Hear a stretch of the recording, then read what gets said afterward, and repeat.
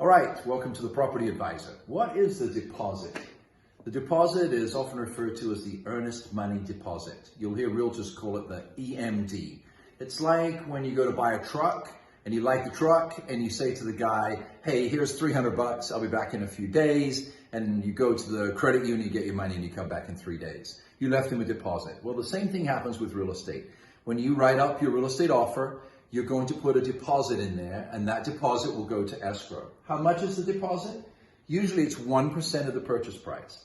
So if you're making an offer for $400,000, you'll have 1%, which is $4,000.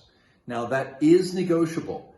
In common market practice, you will see that 1% is on most offers that your competitors will write on a house, but it is negotiable. I closed a VA deal recently where there was a $500 deposit. I just wrote a really good letter of explanation to the sellers. So 1%, and it is negotiable. Third, that money is wired to escrow after the offer is accepted. So you go out with your realtor, you find a house, you make an offer, you write the offer, he puts 1% or she puts 1% as the earnest money deposit, it's agreed.